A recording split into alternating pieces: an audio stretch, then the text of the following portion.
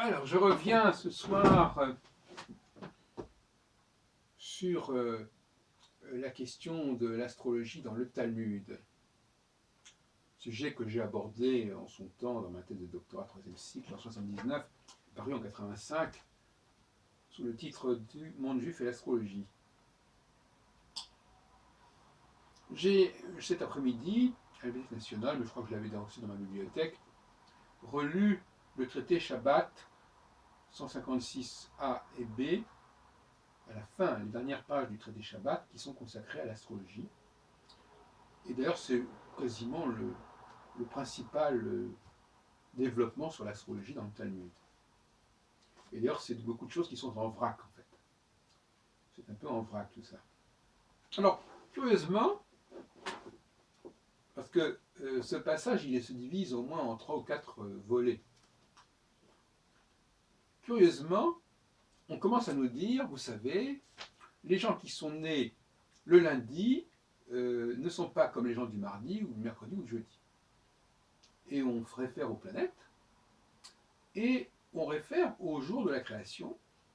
Parce que par exemple, quelqu'un qui est né le 3e jour de la semaine, il est en rapport avec ce qui a été créé le 3e jour de la création, par exemple.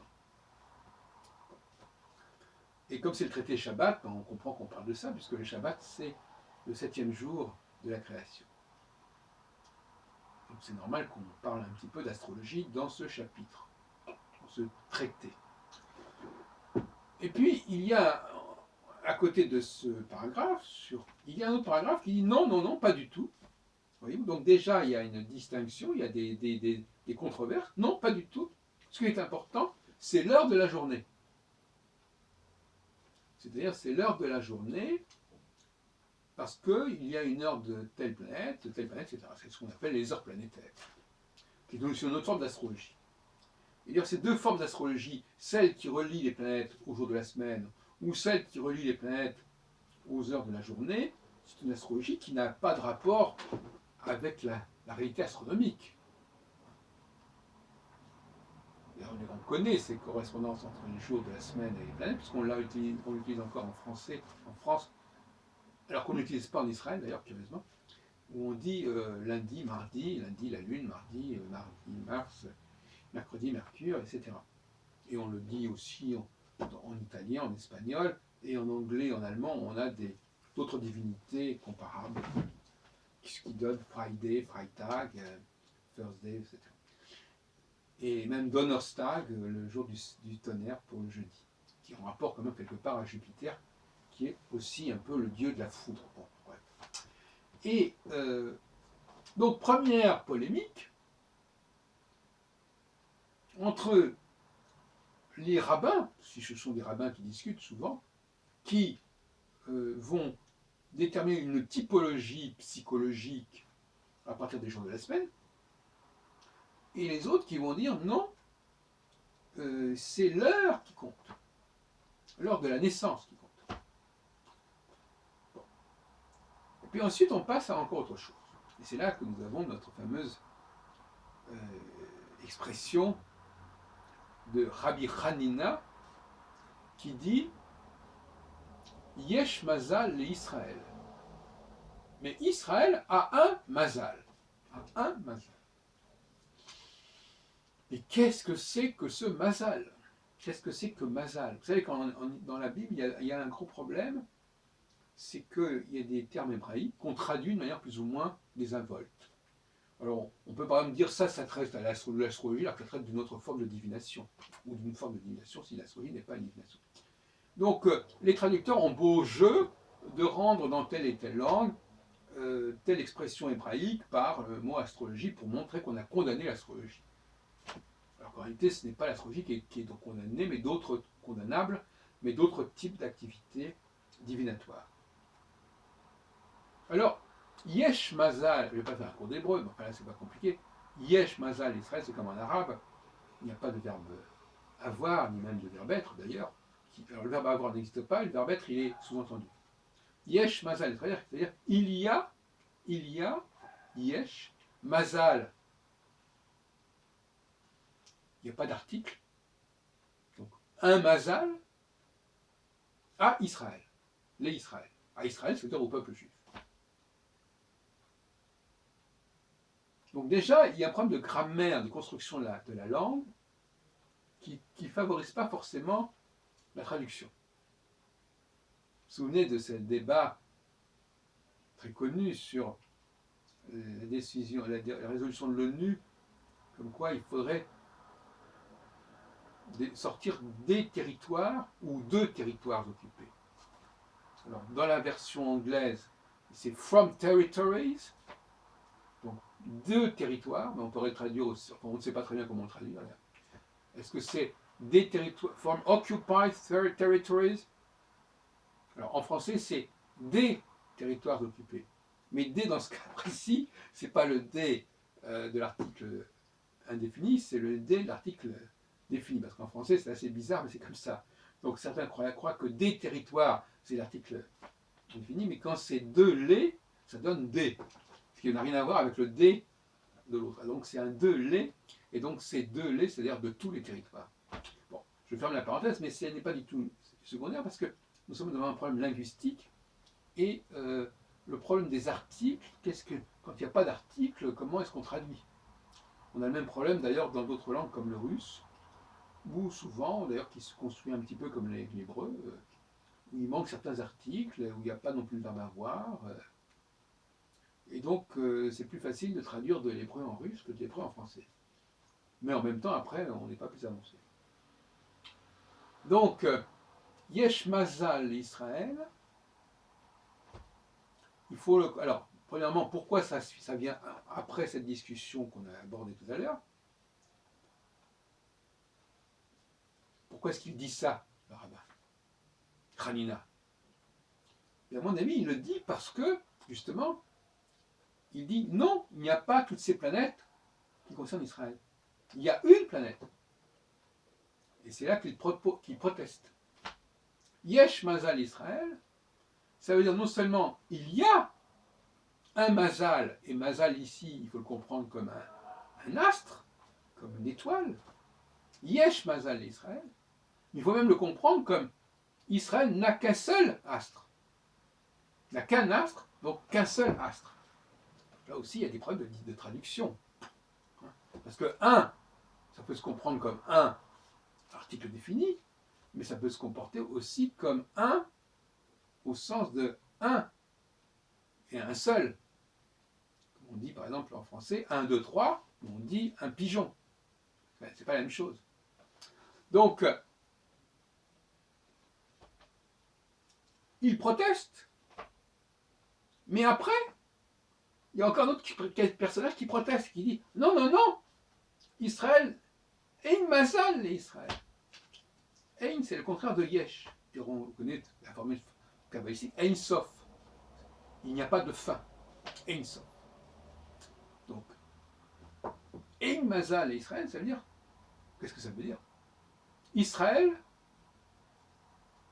n'a pas d'étoile. Ou, peut-être même, Israël ne saurait n'avoir qu'une seule étoile. Et d'autres ont traduit encore plus bizarrement, Israël ne relève pas de l'astrologie. Alors là, c'est complètement n'importe quoi. Parce que Mazal ne veut pas dire astrologie. Mazal fait partie de l'astronomie. Et en plus, c'est un singulier. Dont le pluriel, c'est Mazalot. Et on a aussi Mazarot. Une version. Qui peut vouloir dire demeure, manzil. Et dans ce cas-là, c'est comme la maison au sens astrologique du terme, c'est-à-dire un signe, un secteur. Mais dans d'autres cas, comme dans le livre des rois, il semble plutôt que ce soit un astre qui complète les luminaires, qui s'ajoute aux luminaires, donc les 5 planètes. Alors, donc là donc finalement, la formule Yesh Mazal Israël a été beaucoup moins connue que celle qui lui fait suite et qui est le Ein Mazal Israël dont on fait des tas de commentaires. Mais même Rashi dit bien que Israël a un Mazal et qu'on n'échappe aux astres que dans des conditions bien particulières. Mais celui qui dit Ein Mazal Israël, il donne comme exemple des gens, il ne dit pas que il ne dit pas que l'astrologie n'existe pas, il dit que la religion juive, ou une certaine façon pieuse et honnête de vivre, nous protège contre les astres, contre les décrets des astres. Donc c'est encore autre chose. C'est pas le rejet du processus astral, c'est la possibilité de le dépasser ou de le neutraliser, tout en y croyant. On est dans une sorte de magie astrale, de magie religieuse, gnostique, qui permet de vaincre les astres.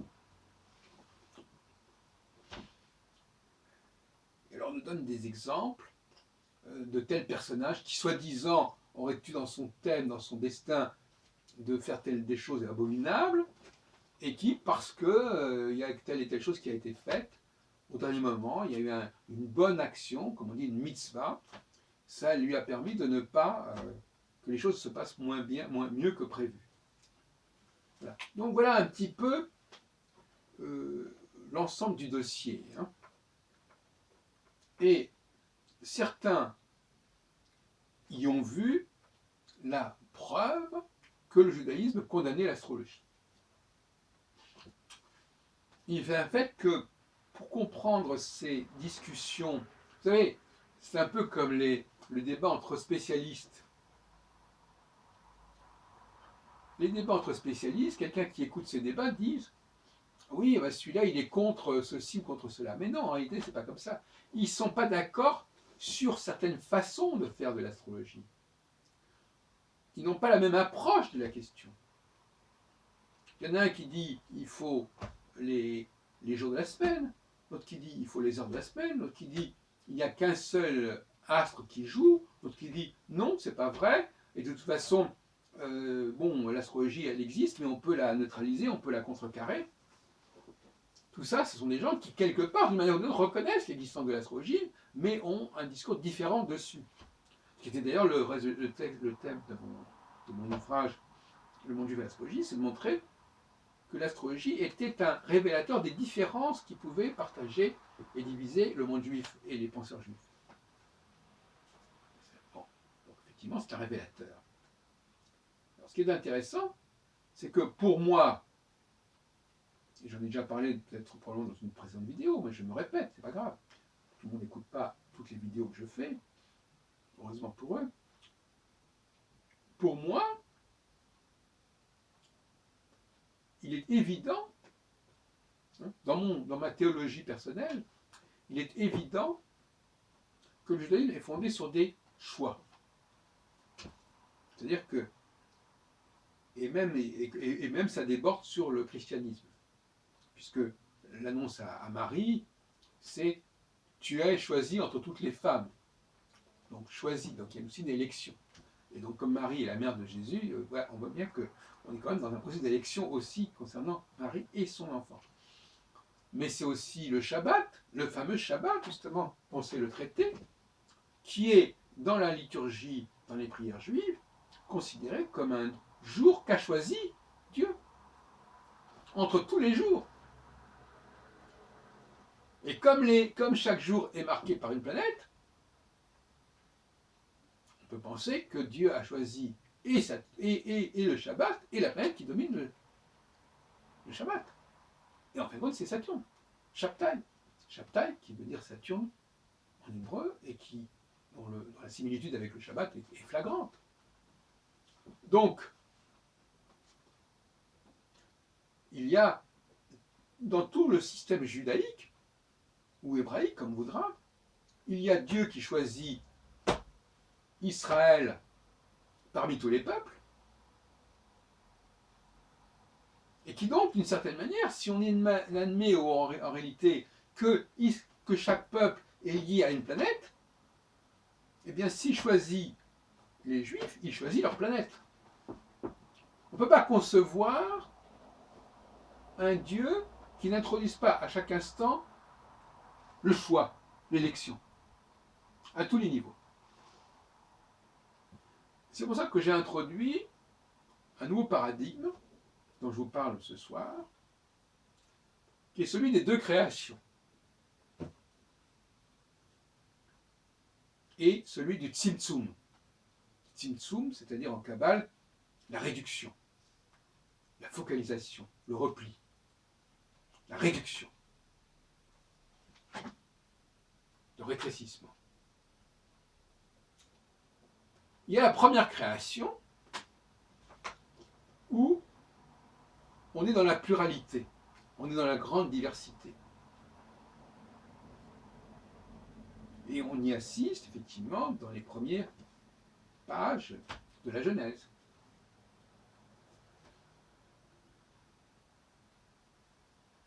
Et puis, il y a la seconde création. Et dans la seconde création, il y a un processus inverse. Involutif peut-être à certains côtés, pourrait-on dire. Et à ce moment-là, il y a l'élection. L'élection, c'est-à-dire la décimation. C'est comme quand on choisit parmi des otages ceux qui vont décéder, c'est une sélection. Donc il y a une sélection, et donc on va créer un autre monde qui sera beaucoup plus limité que le monde numéro 1. Puisqu'il y aura eu des sélections, il y aura eu des choix. Et que ce qui n'aura pas été choisi sera un petit peu mis sur le côté, pour ne pas dire plus.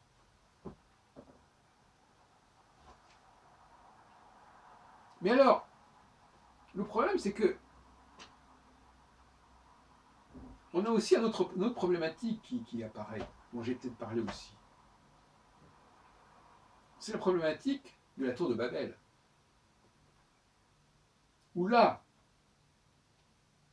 donc c'est intéressant parce qu'à ce moment-là, c'est un système quaternaire. On a 1, le global, 2, la réduction, 3, cette réduction, elle fait problème, et donc on retourne dans la diversité. C'est Babel. On a la tour, et puis la tour, elle est trop puissante, donc on va revenir à la diversité. C'est le système ternaire. De la même façon, Adam, qui au départ est en quelque sorte un hermaphrodite, un androgyne, quelque part, il est trop puissant. Donc pour l'embêter, on va l'empêcher d'être autonome et on va lui apporter une femme dont il aura besoin, dont il dépendra, et donc ça va créer des problèmes, ça va créer un boulet. Et puis il va y avoir des bon. Donc si vous voulez, on va l'entraver dans son processus. Tout comme dans Babel, on va entraver la construction de la tour de Babel. Donc on a effectivement tout un processus de retour en arrière. On va du global vers le spécifique, du pluriel vers le particulier, de l'un vers le multiple, dans une dynamique assez complexe. Voilà ce que je voulais vous dire ce soir. Et donc, je termine en disant qu'évidemment, si on reporte à mes travaux sur l'astrologie, Saturne a un cycle de 7 ans,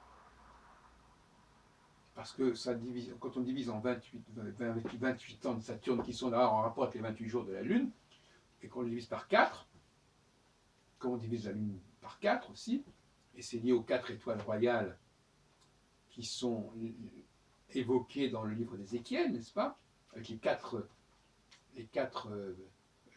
animaux, les 4 chayot, le tétramorphe, le lion, le taureau, l'homme et l'aigle.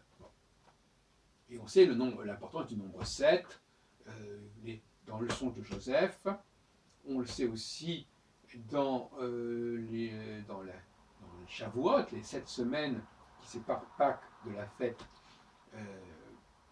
fête des semaines. Shavuot voulant dire semaine, et qui a donné la Pentecôte, c'est-à-dire les 50, c'est 7 x 7, 49, plus 1. Donc là, nous avons le 7 qui est très important et qui se retrouve bien entendu avec le 7e jour qui est le jour du Shabbat. Voilà ce que je voulais vous dire sur le sujet. Et donc, pour moi, ce qu'il faut retenir dans tout ce débat autour de l'astrologie, c'est qu'en réalité, c'est la vraie formule, c'est Yesh Mazal Israël, Israël a un seul astre, et donc tous ceux qui voudraient utiliser tous les astres pour comprendre le monde feraient fausse route.